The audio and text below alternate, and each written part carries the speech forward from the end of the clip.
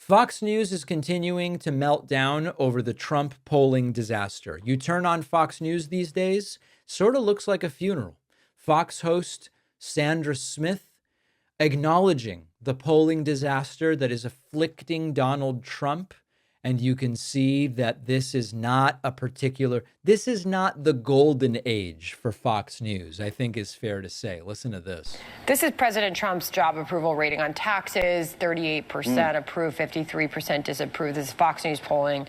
38% on the economy approve, 56% disapprove, 33% on inflation. We know this was huge in the election, 59% disapprove. But Scott Bassett had a very important message as the 100-day mark approaches on all of that. Listen from this morning. We've got a three-legged stool here. It's trade, it's tax, it's deregulation. President Trump has come out of the blocks roaring. And I think this is something new for the American people. We're going to continue to make the U.S. the best destination for capital in the world. And that something new might be the short-term pain people are feeling reflected in the polls. But will they hang in there, Robert, to see what is promised?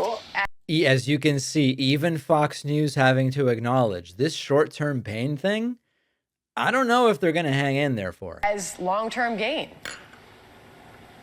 Yeah, let me be quick here. I mean, one, Steve knows a tariff is a tax on the consumer.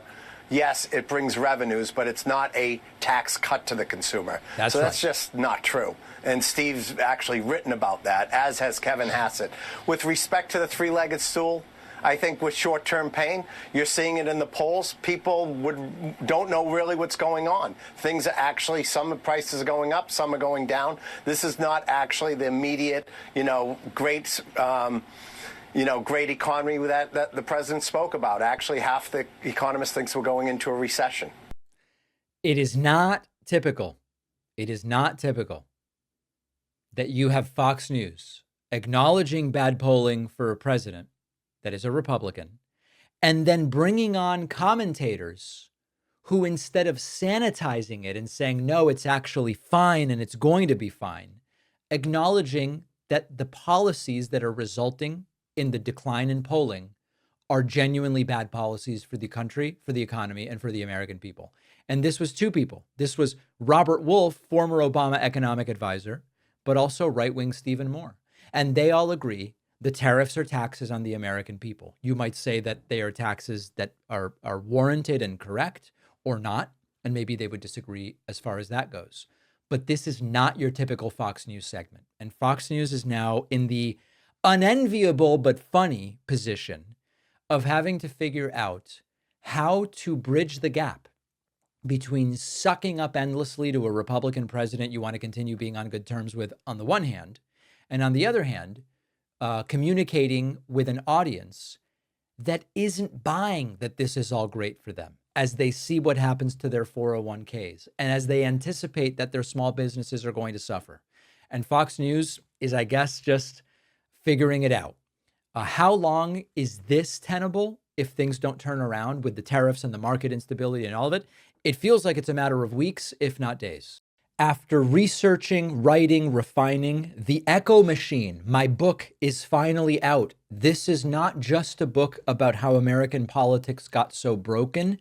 It's also about what's happening right now and what we can still do to stop things from getting worse. Trump's been back in power. The results have been even more catastrophic than many feared, with targeting of political opponents and gutting democratic institutions, laying the groundwork to even further consolidate power. But the thing is that none of this is inevitable. The same forces that brought us here can be countered if we understand how they work and what to do about them. And that's what the Echo Machine is all about. Some say that without corporate media backing, books like this can't succeed. I think we can prove them wrong. You can get the Echo Machine right now at davidpakman.com/echo on Amazon, Barnes & Noble, Audible, Kindle, or by calling any local bookstore and asking them to order it. This book is more important than ever. If you care about what happens next, and I do, check out The Echo Machine today at davidpakman.com/echo.